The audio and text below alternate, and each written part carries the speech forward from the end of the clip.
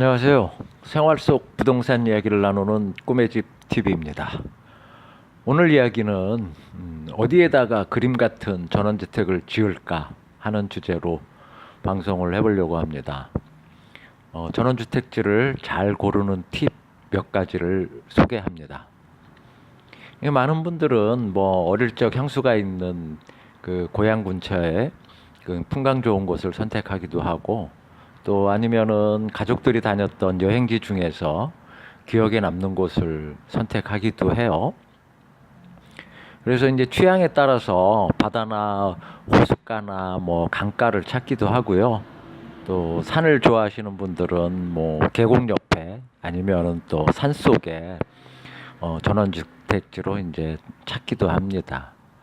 그런데요, 주의하실 점이 있어요. 이게 바다가 너무 가깝거나 또 계곡이 너무 가깝거나 또는 뭐 호수나 강이 너무 가까이 있는 택지는 별로 그렇게 추천하고 싶지가 않아요. 왜냐하면 이렇게 한 가지씩 그 사례를 살펴보면, 바다는 이게 바다가 가까울수록 우선 뭐 토지 가격이 엄청 비싼 점이 있죠.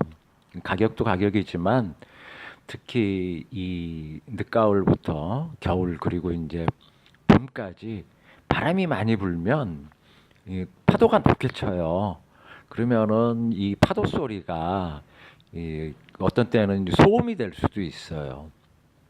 그리고 이제 특히 그 해수욕장이 가까이 있는 곳이라면은 여름철에는 그 놀러 온 사람들 뭐 불꽃놀이를 한다거나 폭죽을 터트린다거나 고성방가의 이 마이크 소리 같은 거에 이런 소음에 시달릴 수가 있습니다. 그래서 바다를 좋아하신다면 아주 바다 그 가까운 바다 쪽보다는 살짝 떨어진 곳에 조망권을 좀 갖춘 자리를 선택하신다면 훨씬 더 좋을 것 같습니다. 뭐 골이 깊은 계곡도 마찬가지인데요. 그 장마철이나 또 비가 많이 내릴 때는 우선은 뭐 토지 유실 같은 거를 좀 걱정을 좀 해야 되고요. 또 계곡을 내려가는 물소리가 이게 낭만적으로 들리는 게 아니라 어떤 때는 잠을 이루지 못하게 하는 불청객이 될 수도 있습니다. 또 강이나 호수가 아주 가까운 곳은요, 이 봄, 가을에 안개가 자주 낄 수 있고요. 여름철에는 높은 습도 때문에 고생을 좀 할 수도 있어요. 이런 점들을 참고해서 강이든 호수든 이런 뭐 아주 가까운 쪽보다는 이게 내려다보면서 조망을 할 수 있는 약간 지대가 높은 것을 선택하시는 것이 좋겠어요. 다음에 이제 면적을 살펴보면은요, 과거에는 넓은 평수의 땅을 원했어요. 저도 이제 부동산을 하면서 실제 현장에 가보면 나대지가 한 200평 정도? 근데 그렇게 생각보다 넓어 보이지를 않아요. 그래서 그 답사를 가신 분들이 땅을 보고는 좀 욕심을 내시게 돼요. 텃밭 욕심이나 뭐 잔디밭 욕심, 이런 욕심들을 내다 보니 실제로 과거에 전원주택이 뭐 한창 시작되고 했을 때 그 전원주택지를 구입하시거나 하신 분들은 지금 매물로 나와 있는 거 보면은 보통 뭐 800평, 900평 뭐 이렇게 그 대지들이 굉장히 넓어요. 그런데 실제로 그 텃밭이 만약에 100평 정도가 넘어간다 그러면 이건 농사가 돼 버려요. 이 귀농을 할 게 아니고 전원주택지를 찾는다 그러면 아주 넓은 대지보다는 최근 트렌드는 한 250평에서 350평 정도 택지를 많이 좀 찾으시는 것 같아요. 이제 물론 취향에 따라서는 지금 뭐 말씀드린 그 면적이 어떤 분한테는 뭐 적을 수도 있고 또 어떤 분한테는 그마저도 또 클 수도 있어요. 이거는 본인의 이제 자금력과 뭐 노동력 감안해서 선택하시면 되겠습니다. 그래서 이제 어느 정도 위치 또는 뭐 면적 등의 이제 윤곽이 잡히면 답사하는 거는 이제 필수겠죠. 그래서 그 직접 현장 주변의 부동산을 찾아서 이제 상담을 할 수도 있는데, 그 현장을 가기 전에 미리 요즘 뭐 인터넷이 잘 발달돼 있잖아요. 그래서 인터넷 그 지도 서비스를 이용해서 미리 한번 살펴볼 수도 있어요. 이렇게 이제 지도에서 가고자 하는 부분을 이제 크게 확대를 해서 이제 검색창에 뭐 부동산 이렇게 치면 그 위 왼쪽 편에 뭐 연락처 또 주소 이런 걸 확인할 수 있어요. 또 다른 지역으로 이렇게 옮겨도요. 다른 지역도 마찬가지고요. 이렇게 부동산을 찾아서 전원주택지를 좀 추천을 받고 싶다라고 이제 의뢰를 하고 지번을 그 요청을 해보세요. 근데 혹시 뭐 지번을 안 가르쳐주는 부동산이 있다 그러면은 패스하시고요. 또 다른 부동산 이용하시면 됩니다. 간혹 이제 그 지방에 있는 부동산들이 직접 뭐 현장에 오시라 그러고 또 사무실을 방문하라 그러고 지번을 잘 안 가르쳐 주는 뭐 그런 게 좀 있어요. 굳이 또 이렇게 지도를 안 찾더라도 인터넷 검색창에 뭐 원하는 지역에 예를 들면은 뭐 양양 뭐 전원주택지 아니면은 서산 전원주택지 뭐 이렇게 치면 또 리스트들이 이렇게 쭉 나오니까 또 미리 알아볼 수 있는 방법이 있고요.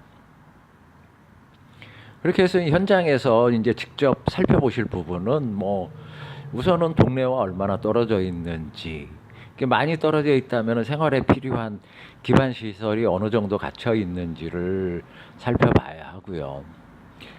요즘은 지방의 아주 조그만 동네를 제외하고는 대부분 상수도는 뭐 기본적으로 다 들어와 있더라고요. 그래서 이제 나머지 가스나 전기 시설들을 살펴봐야 되는데요. 가스가 뭐 도시가스 설치되어 있는 곳은 거의 드물고요. 전기 같은 경우에는 마을에서 혹시 좀 멀리 떨어져 있다 그러면 전봇대가 어디까지 들어와 있는지 혹시라도 내가 찾고 있는 물건지와 전봇대의 거리가 200m가 넘게 떨어져 있다 그러면 전기 가설 비용이 이제 추가로 발생을 할 수도 있어요. 그리고 이제 지난번 그 제가 이제 용도 지역 방송에서도 이제 설명을 했지만 그것이 이제 관리 지역인지 농림 지역인지 아니면 임야인지를 잘 살펴봐야 되고 관리 지역 중에서는 계획 관리를 선택을 하시는 게 보전 관리나 이제 생산 관리보다는 건폐율이 높으니까 훨씬 더 유리하다고 볼 수 있습니다. 혹시 이제 마음에 드는 곳이 임야라면 좀 더 이제 신중하게 그 보셔야 되는데요. 지목이 이제 임야로 표시되는 경우에는 산지법을 적용받게 돼요. 산지법에는 보전 산지하고 이제 준보전 산지로 나눕니다. 나중에 뭐 제가 이제 임야에 대해서 좀 더 깊이 있는 방송을 한번 하려고는 하고 있는데요. 우선 간략하게 살펴보면 보전 산지는 공익용 산지하고 또 임업용 산지로 나누는데요. 이 두 곳 어느 곳도 개발 행위를 전혀 할 수 없다라고 생각을 하세요.